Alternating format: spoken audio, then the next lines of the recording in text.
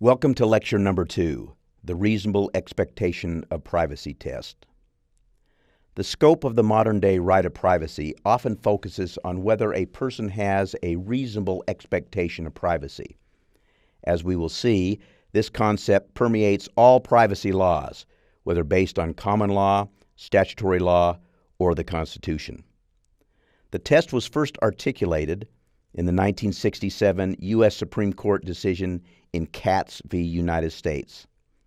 Justice Harlan, in a concurring opinion, formulated the test in the context of the Fourth Amendment's right against unreasonable searches by the government.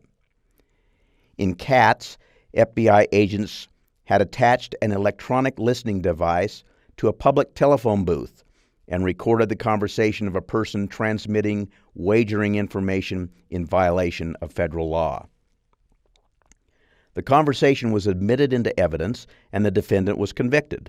On appeal, the Court of Appeals affirmed the conviction and rejected defendant's argument that the recording was obtained in violation of the Fourth Amendment, holding that a public telephone booth is not a constitutionally protected area, and there had been no physical invasion of the telephone booth by federal agents. The Supreme Court rejected the Circuit Court's analysis and formulated a new test for deciding whether the Fourth Amendment was applicable in a given situation, the so-called reasonable expectation of privacy test. Two circumstances must exist to satisfy this test. First, a person must exhibit an actual, that is, a subjective, expectation of privacy. In other words, the person must have taken some action to ensure his privacy. And second, the expectation must be one that society is prepared to recognize as reasonable. This provides some elasticity to the test to reflect evolving concepts of privacy.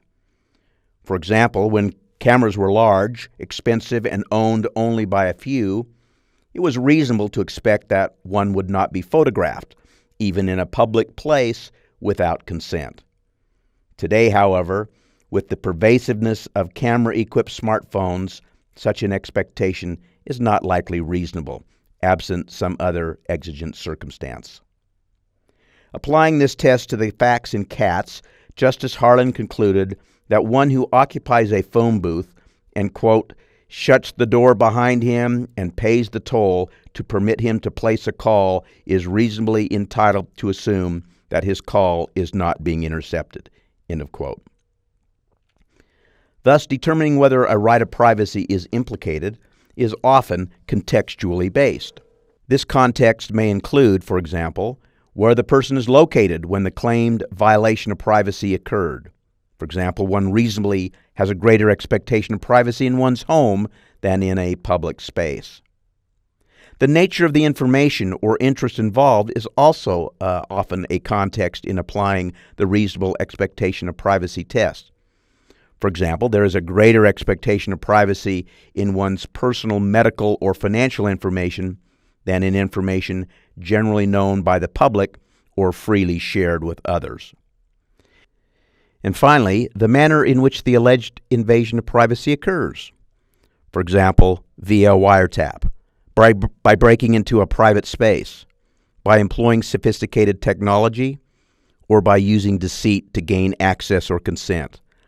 All are contextual circumstances that affect the reasonableness. The contextually based Katz test underlies the common law privacy torts, many of the statutory privacy protections which have been enacted over the years, and informs the application of the protections under the Fourth Amendment. Throughout this semester, keep the Katz test in mind as we discuss the various cases and circumstances where the right of privacy is recognized or rejected. The Katz test has stood the test of time, but commentators and courts are beginning to question its continued viability in light of technological change.